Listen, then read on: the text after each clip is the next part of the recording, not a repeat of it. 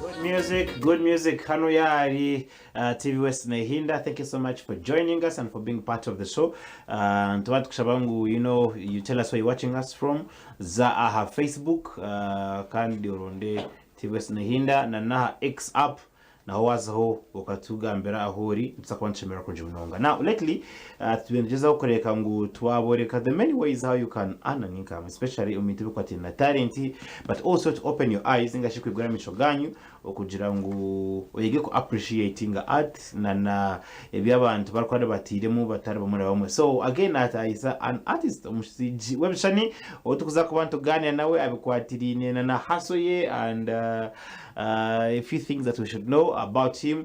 Nogamachi bro steady tine rwari izina lyawe amazina ndenahabwe Simon akomanywa nka Sasio artist izina hinahirira kuruga Sasio ninga just ka ni kuruga of course ninga nisho nkuri yawe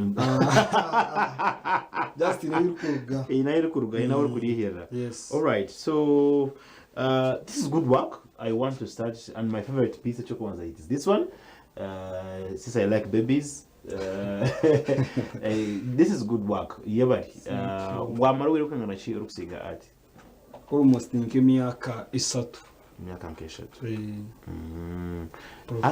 Profession. Ato kadishoma ninga nechintu okija kushoma ryari ngo atu kurum. Ati nkiza chumanchira no primary.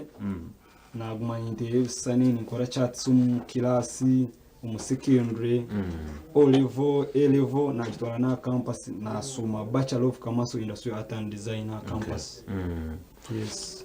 No manya, to tell you the truth, nabazire bache abogambira tunywe I am pushing for art niyo kwenda kandi niyo kwenda gukora ukareba ya buying into the dream. Abazire bawe nabandi baye mukashura school fees.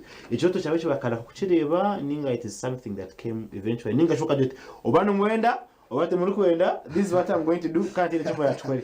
Apana. Abazire banje mostly mama akajukunda na baganda banje no ban supporting bajya gukora art. Kwa na chikashirye chiroto cyanje gukora art. Okay. Tiyawe na basokunze baramutinora nakora yanje na Westiro Karoza kora art. Yes, tugambano nakubano to painting something. Let's talk about these materials zinkorebo ine ezo kuza kozesa noza kutusigira chi kandi noza kozesa chi niza kosa brasses ejene canvas. Okay. Jene canvas ina asigo niza kusiga sunset. Yeah, is in water based colors. Niza kukozesa kusiga. Is colors nozeta butterfly colors.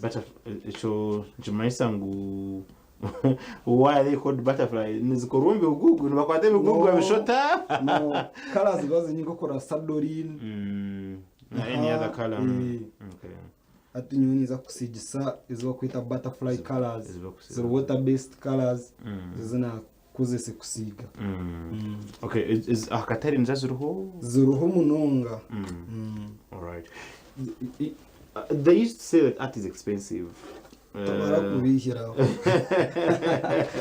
So when ati okuza kutunga equipment kg yokutangisa kale nk'omuntu mutogo aliyokwe talent agine nkana nangwa kore mbrabi mu mihendo turebe. Well, art no yine kusacrificing kwa no kusanga brassing kg mu iri mu 10 kanana then yirangi buri mucepo gukora no gwimitware 3. Okay. Ngwino kufita musi. Mwena yukugenda kachiringa kasento ka aterinke zindi business you know investing kubwena zawatamu and then hope netambura kugira ngo sente nazara kwija ninga nabwe no kubanza warinda long term hatecho cyo cyukuri saba atamunonga bingi yo ati ine pese ye kutambura tugira ngo nokora umuntu munkogu n'ingogu nyinca kareba gutwara ati no kurinda ukakora umuntu wandi bakappreciatinga reno kagwena kubwena. Okay. All right, so let's get started. Nana okupaintinga kwitu kugenda mission na discussion yitu. Nasa kutugambiraho rero tubirimo kuna nagambire waza Facebook page yitu Kazari Nehinda hamwe nana yira side yakunu kakashe. Biebi side this, all right. Trying to organize bulungi no bagoma side ngako kugira ngo mbakoreba je. Then turebe otugamba hano reba Sasio Arts niwe twaija nawe izuba eri turebe bikwatirana na art on your location where you are kandi art yawe jininga no dukora umushenjo wawe no located da Makansing Street wanu nyenda inambazanye nibasozo basomera ninje at some point so aho oina honka nebe mama de workshop ejo workshop kuja umuntu yaza hona areba art yawe na iza nyoni ngora any kind of art t-shirt printing computer graphics ate yengaro yona kwanga nyona kujya inteza kacumu kozese imyenda gukora portraits kozese rangi kozese karamu yes abantu bingi noshiramo mona yatinye waha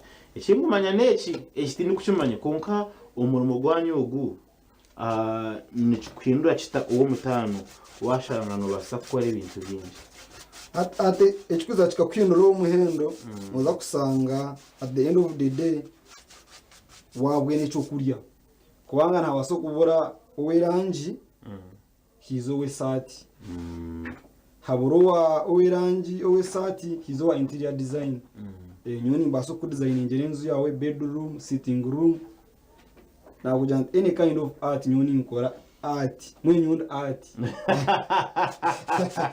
agaye na je feeling go nkora art yone yorukwenda so I think echo wagamba echo muntu ku design injira enju naija kwakira ozo munjo jereba and then you get an idea of what you should put there ninga na kugamba ati nyendetse neki ubanchoka mukora how does that work? It depends what in idea kugendera otajine ninkwa ni kujante genzu ya ukubwenera no kwetagamu echeki kitande kine kuze giside sitting room ine kubeti kugira ngo ukore kintu niyo muntu ikomunzu yawe arewezera umuki mu art kandi bweni hano wasanga umuntu ayine buri cumwe konga wikomu room ye ujotinga already disorganized werewe kitaba ngo jwano noni ikora buri cumwe cyubwenera ingeri yo kucenda okay abantu bitu hano mu Africa appreciation of art no sha ekiri hansi one ngamana bamwe omuriva artists and the people that you know we worked with no kugira ngo kuno ya abantu tubako appreciate ko nyokoka nchakwa nyimbabuza nakugira ngo tubakoreba burungi ninga nabo kugira ngo you guys are too expensive for them art like ingugira ngo tubako appreciating art na umuntu nakugira ngo umutere kisani cyekaramu ni kucharging emitwaro 20 umunya Uganda ngo munyambara na yemerera kubuza ate karamu na rubber no papa na ati byo kwenda kuza kuri mwana birebe ato sanga yes bono ba underlooking batama time yo kutamu korejo atwaka na procession yo kurabo bo barebe ikaramu ya 2 bajajingiraho okay yeah I think you agamba I think for example ejisije karamu nakacumu okay akanakacumu kandi ko kumanya akacumu no mako tukagera rubber notine gukora mistake one hotel so tuwaka nkejo kuza kujikora ukajihendera kinyetagisa isandi 2 okay nukusiga takora mistake kumalize juwa 2 solid weeks uzitahari nzitaho kungo muntu akuja tata kacumu ka 5 n'urupapura how can I pay na bwino adosanga cyagumira nka artist kurugayo wano ukora waka ya muri mbara ningo mu Uganda cyugumira munonga kubanga yo art appreciating achi abanya Uganda ninga Africa at large Okay. nchugomera munonga ka artist sasa yo hariho abatezi atabakubandize because good artists pieces zabo natinze zikigambwaho hariho abo kufollowinga ukagira uti maybe ugun role model ninga nindebe radio gu ninga kintiyo no joti ekijyo nja kukitera nko kukiri nko ndakiranga ya hata no mu kubanza hinecha nagamba kikakusesya nimba so takizuka hoje izina ryanje hina ryihiri ya izina risasiyo hino ata akazarwa mu kibuga cyo kweta Florence City in Italy akafaine emyaka 22 by then akarium atawamana kumeta masasiyo kana musomeroho namukunda agari yaba Leonardo da Vinci ba Michelangelo abo kumamya munonga ba Picasso nyogwe nkamusomona mukunda na namyaka ye mito ya Ferrero ayabire ata arukumanya Sion rukubasa mumusoma so nakwatizi na rya masasiyo na temo nasigaza sasiyo iriyo ryabiri ryanje nka artist so moyo no guruza muri gase ya masasiyo yo kugitureta no mu Uganda nawazo mago that's pretty impressive. Let's talk about going digital abokuba I think go atugamera masasiyo kamurebera maybe on a digital platform ninga ukashoma or anything like that work yawe nimesho work y'abantu ba ati mutiyaza mukteji na bashanga ho nababona. Do you try to connect with no matter we say it's a global village kujama n'umuntu uri Canada na reba work yawe as we talk right now hano ya TV West umuntu na nubu ko America na basako na kureba kuma kujama umuntu ahikwe ati ya wajibone kurunji munonga. How does that happen? Yeah, nkiguroza social media platforms TikTok twanganyikwa n'abantu mingi of course najya numbani ngambera n'abana bikora. We'll come to that in a while. Yes. Yeah, Future House of Art waza TikTok not following no reba bitukora abenani ngamba byona waza Google wasearchinga Future House of Art bakwereka location yetu bakwereka ibintu byitu biroho ya ninjantu Google umuntu aine sumu ya smart na basubuja accessing. Okay. Yeah. All right. So mukuwa gamba it appears there's a big team behind. Kuko nyuma abunoba employing not tendeka. You have a school of sorts. What exactly is going on? Like abamwe yes ntutendeka no kutendeka kama n'ikigambo ntutendeka ati n'abana bingi batwegiroho abo kwiza bakasoma nawo inoko mwana wawe kwenda yego umuntu mugwe mukono ariko mukusabiriza nayiza Future House of Art ayiga art then abana binkora abawo tingu basasura ninkora nabo kwanga company tokaba manager ukaba CEO ukaba buri cumu ukaba na kirina ninkora nabo nka Alan namwita Musingles Alan ninkora nawe nawe ni one of the CEO. Yes.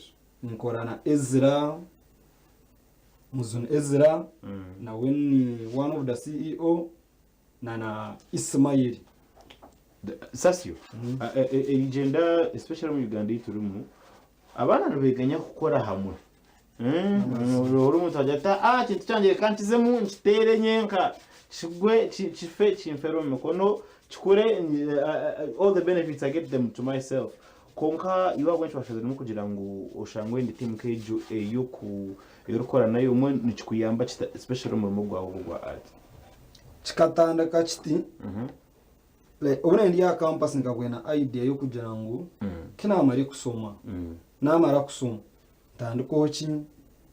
tandiko studio kenaze tandiko studio nasitamana munyono wanje umwe namugambira nti ntkonga byona bigere bijurure nimbranta kwenda kukozesa ubwanyowe ninyenda ichokachi okachitunga from day one uri yishomero kwenda ngu nanyi ndakozesa ubwa na kigamba bona mama wanje yanje atkande echo kanicurura twanga kukozesa ubwa at some extent wakutabwenire atkana muno je muye mukono so nkasara muna akora chi nagamba na munywano wanje umugwe Musingles Alan namujyana twonka tutandika akantu akitu yangira kwa kutandika numwe kigambo kutandika nje kigumire munonga kutandika kigumire chumwe kwe hayuka jo tkonkanda kandi mutawuni yambara rents capital urya isomero so kutwendoga campus ngabona nakasenta kene nyine nana ara nogwe twatandika with time ogwe Ezra yiza yansaba yanja tkonkana ni nsaba tinyine ho gukora rekamba korechi ba joining namujanti kutujoininga kikabe kitagwire konkiwe no tujoininga kwa kuringa journalist nkiwe wenzaho no kutuyetaha mu kutubega story namusaba ngo nawe abanza lete mirumo ye njirebe yaba ni zo future njano burizi na ya company so na slogan yitu ninga nkamoto ni visualize your dream. Visualize your dream. Yeah. Choto shawo mwenu sige tukirebe. So yiza yanyerekana mujyante kare nyincha kare wiz nawe yatujoining. Okay. So that means number artists then okuja mukino masekwana mshitamuza kuri muno. So reka nkubuza iyo nogira ngo ahabo kugira ngo mwine partnership ejo, yeah? Echwa kugira ngo ebahwerire nkimwe kushanga mwe kwasiri echo ko ya mutu achievingire ko ruwenkanije yeah hati ko munzo kutine talent zitakusana Ezra is good at painting with paint kandi nyumbwe ni munungu mukaramu kandi mbaso bwena Ezra nasoba ine munywanu we atakwenda paint arikwenda ki ikaramu so ataho no kutahira ni uchibano ndo muntu akwenda good paint work Ezra connecting. Okay, yeah that's kandi right. kinwa muri binji kefu muyori nyango ngo agete no gati gufa That's right. namaraka ku developing ibintu nora abantu abinji wabitamwe ituma nibikwiza bakanje konganyo ni ndeyo anti okwatanasa nuko kusingwa. All right. Oh, pretty impressive. Binami tukura bitu tugamba oba natumwe kamba nyumu bihurire utabe tu nsiga, and I'm going to say that our artwork seems to be making good progress hano na chinicha na shading njira tsakuchiboreka, and then of course ni mwe mchiratinga tukugenda omishede chikani 28 actually 29 ezarenga omurishaha ibi. So we're going to take a short break kuturaga bice tumuza mutuganira, of course also as our art progresses. Umjenyi wanje kasheshekeri zuba ni Sasio Arts, yeah? Sasio Arts na tera arti kandi yanageza kutwereka urugendo rwe na naharugire kana nahariyo nazo. We'll be right back, stay with us utakaruka.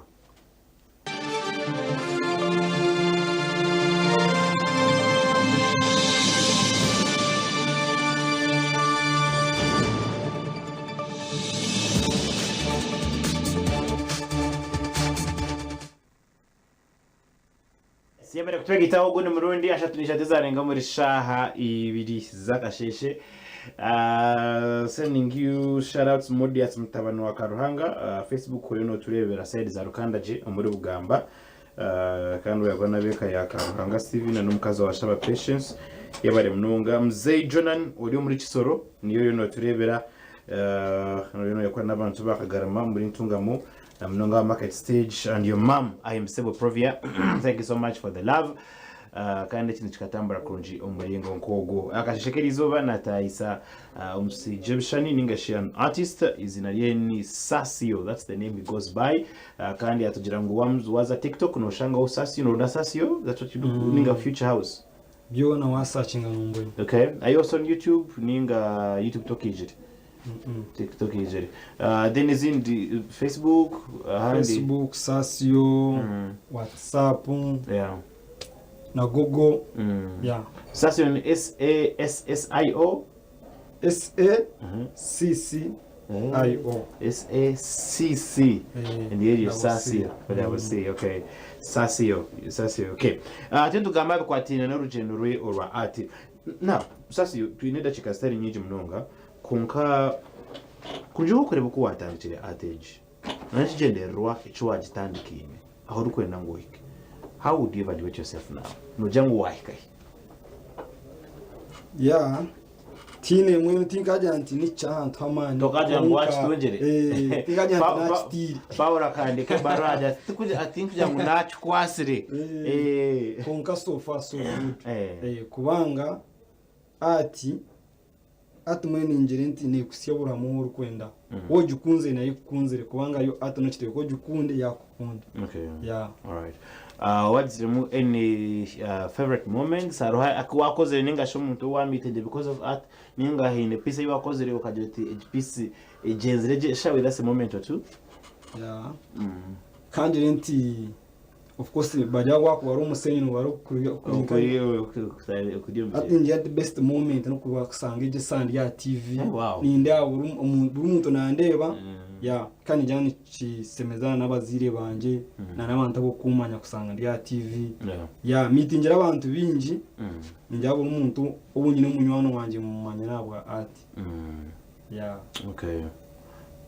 Umurimbarara mwene munka association yabandi batezi ba art no kumanyana ninga buri omwe nakorebi. Yeah, ntumanyana almost njanti burum atowa manu mu Uganda namanya. Okay. Kana nyene mumanya ejo chikuyamba chita washanga nkaba bamani nabo bakumanyire. How does that help your trade? Ni chikuyamba ati ninja burum atawe nariyo kwa rukundeba aine kumanya kuyambwa kugura nka materials. Okay. Kubanga hatu wotarum ataningo tandikire no kusanga kegitini bajuguze mitwaro 8 10 kugira ngo ino mucyo wo muto kugira ngo materials nabazikora ki nabasere. Yeah. So ko kubana umanya ata akuja teji nyonka jugureza so no jugenerali yes directing anahora gitonga kandi materials za art tiziri ko umuntu kugira ngo hati nkezera ndi muri mbara tino kuzugwena nini no atari yoko yacurera izo ngweze ni butterfly paints nanyi nyo nacurera izo banyute na madam kana bamaza acrylics bamanya zaki kunkera nyingi zaba art. Yeah, all right. Umuntu nasa kuja kunka atinkatanje kunka kasente. Would you say umuntu you can live off art? Manyu art ne kumbisa no mukunde umurembo rwambara ni yembisize wona natasi umukazi na nazaro mwana umurimo gwanje na art and that's all. Yeah, ate wori yoko tinde kutandika ate ngu kwanga ati nyoti nyine any side hasu uyirochi ati no gisiga kasheshe ogisige kiro na bujani nkora ebintu byinji na wata yiritwa ba Future House of Art ntukwegesa ngwa abantu mumanya cumu ntukwegesa oyiga computer kwanga niteka mbara elmo abantu ni preparation nyinji. So you know so what journalist we ne papa video printing wanchinga nimba so kwendera nkuriro hizo kwenda paint na umuryo so kwegamba izo bari yana ritambura tukabara kugwena izo kureberera family. Yeah, family wagize I think I just bianzo no mzaita na family tamani cha tulikora wanna to scare you tino bokora watino ti kuna kutunga umuntu atakuchireba ngechindi yo ninkora because let's face it uwazo washozaro akakubuza no kweti ni akabuza you know your fiancé bano nakora ki hataho aba atabinji. Yes, by the way nyubune ni insoma kambagana nko muntu cyumugambira ko sinsoma nje ati muzaba numukora kikandebe ya dito siga ki ebisani ate bisani siyo no kuyabo kusiga ebisani wanchenga hataho nchukuretera kuja hata naza ngo watatazara tatazara kumanya umugu nkora sana nyine kwa musigire kisani ogana n'ikindi abazire oko abazayi abakazi ningaje bine kwano bafachi nto jangu bine considering love first. Kwanga no asobwe no muntu amuseye tse ari kuvuga board ibyo to mwana wanyita vuta kutwarwa wa board ningo wa art kandi usanga bakundine yo no ndakwe no wa akora mu office jindi kandi raviri yo kujyamo. Yeah, kwanywe nko muzira ryokwe ni mwesengereza umwana yawe ujana ndaba doctor roya yanga asome kinde cye mukono na muno ati. Okay. Nyoni advice y'ingo bani janti abana basome art kubanga nyo art ningira mu buri cumu yeah alright waheza upaintinga ninga tucyo tugenda mu misho tugenda konga so far this is where we have reached. Wow, so far. Okay, katubenti twongera ubundi parampora as this discussion continues. We have about 10 minutes kwasa kubantu tuendera discussion iteji kandi kwa kuraho Jacob I see here on Facebook. Thank you so much for following the show. Yebare mnonga Daphne as well. Ni when you kureba, some of you guys are coming to my inbox kandi bajana bakunda wa KG mwebare mununga Keith. I also see you nabandi bariyo numutfollowinga za Facebook page yitu Ronda Nehinda wase kubano followinga wa KG then naha X app naho turokurunje mununga kintu wase ko kitambuzo muringo ngumana shogunde aba aim no kugira ngo ibo muntu umunyeto ninga shogunto mukuru ubase kugira uko watandika and to change your life. You don't need a lot from car, you just need that willingness ninga motivation yo kugira ngo let me wake up, let me do something mbase kubana ngenda omesho, maybe I can change the future, go to in our future house of art. Akazina ko mukakiye aka why did you choose that? Wazo mtauni yambara well no bwena aba atabinyi ne bita amazina no wakuzumbe songo ziba artist bari abo kwesongora musanga ari chameleon ato yebuza konga buri izina ine chikwana rumanyisa ati twe nkaba future house of art tukastama twareba art ni future iyo ngani future word yum ata no basa waja na slogan yitu ya visualize your dream okananiza in a future house of art no reba ngo iwe nkomuntu wanunda future nungi none kuzum future iwe ngano wanzuzo mu future kubanga wanja wangu nienda future nungi none korera future. Okay, so no chiteka umumisho rebaho kwena ngo kitwaye. Alright, then moto ite ya visualize your dream you hategesa atar artist no yiza utugambira tukunganira ikintu kiri kiti utindusire ninga ninyenda nka ekisani canje kwawe no kusanga kokora za katuni so nasonje utkatuni yakinga na mtito mtu yemonyereza akatwikachi so ito mutugambira kiroto cyawe kito mu reality viso work. Okay, so buri muntu akiriye bajya atkonga search nchikorwa kiti so ito ni chechi twasazira mukora baki. Okay, abantu. Alright, Sasio waza sincerely speaking waza kureba imenyeta binji hano muri Mbarara nangwa n'ahandi hano mu Uganda na Heru imenyeto nabakunda kushitama macera kwimuka kare akazasimu akateko ka data nanda ngo bari sponsor amtero ka data agira ati aciringemu mere makire omwazo asimbure twete kusimbura uburyo munyeto ndebo tokashwenda kushwera hatiwe kandi ndeba you seem to be a very very focused young man. Tokura munyeto warugamu ninga message wakweze munyeto batunge kugankari wene niwate chinkwabura umunyeto mutayi gwanje umukina n'umusigazi we nahaye ayine kumanya ngo botone korra bukuru. That's right, yeah, icara abanze kumanya ine kufocusinga hati kubanga ninja nka future house of art ninga future nke kigambo wano nda future nechitekwa hatobona abone ugezeho koe n'amana gawe kubanga nyinshi akayeneza kuberimbi hato babazungu bakastaba bakora TikTok kusinga kusisa ubwire so nozaho osisa hizo umwazo terra bazire narara kwe kongani njyawo yegira umugwe mukono ecarani oyegere kubiza yenchaka no wasokwebisa kubanga no wasokutandikaho niwe cyawo wabwe ne carani niwe ni kwebazera torabwe torabure munta kwende caraka torabwe bure munta kwende ko tingejo kajumbazira nico chumwe cha art nabuja twegesa computer twegesa kuteza ingaro kuteza kacumu kuteza irangi kugita gito butenje kwangizo tugita gito butenje ko kanke chisancha spice tugita gito butenje of kati tuzakombuka bototoro myenda tubusarasara tukore kisana kandi chikwa kiri expensive muno so kwegamba umunyeto we naho urekera kusisa ubwire okay ico ni trinket ico rero no tugambira ico kiri umwenda onwe wow this is nice it's beautiful so no botine sentes nyingi nindeka teka umuntu nawe nabasoza kuriya asabe wawe n'ababazizi usaba off cuts babuke utandika ko umuntu munkogwe wa ati at the end of the day usange niwe wakusimbura uyine sente zawo utaraza kutera useke kubayimbura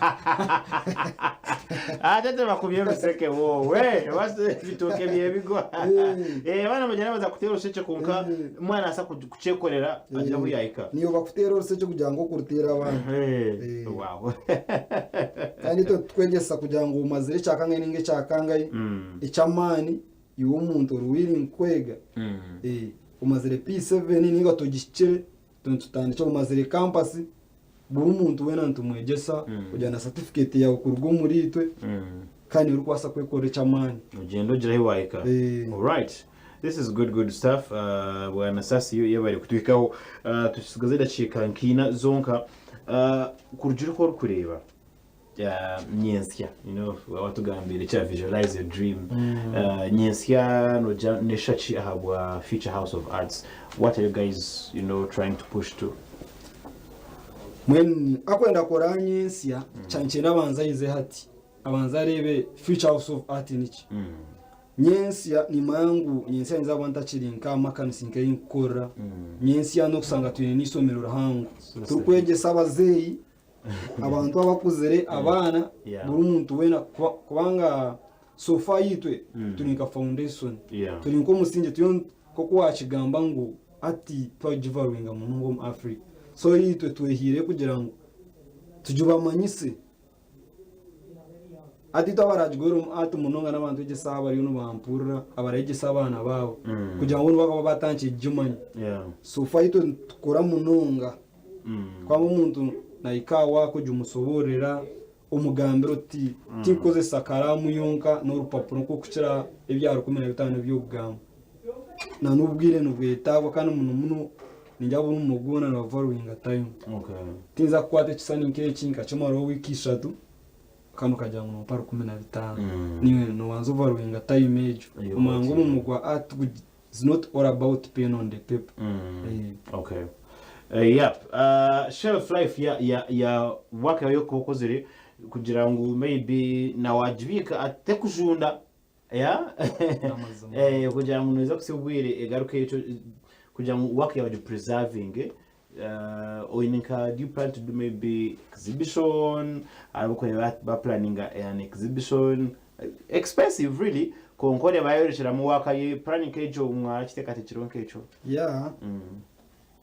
like recent hari Amazon building abaroho exhibition ya one of my friend konga yo art okujipreserving nje cyo kugeza icwana gize ukumbuza yo art nkoko kujanga art koko nagamba tinkeje waka wogi no wawe umudining nini singa bya photoshop iba kugira baka editinga ukasanga utabyo wenyine ushanga wagira 6 pack bakosa AI konganyo waha ni mfuteze kacumu kandi baryo rupapura rigariye bya soft copy nyigine hard copy ujanaka ninjifutero frame ninga njifutera body kugira no yafuterwe nzo yaninga ki negumere safe okay ubwambo bwa muhero nubuha tukweza kwendera ningira ubwangu bwanje bwa muheru nyine kwereza abampurikize namba yanje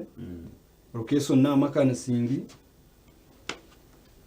inamba ni 0 musanzu 500 mwende 3 irya WhatsApp no basano kuntera rumbwene kandi ukwendera ninza no kuramutsa n'abanywana banje feel free nimbaza ndamusyaho mama ubwo ne yampirire kuruga zuru yabanze kwishiriza mu kiroto cyawe cya art yabanze kuncarazamo ndamusya abanywana banje abamakana singi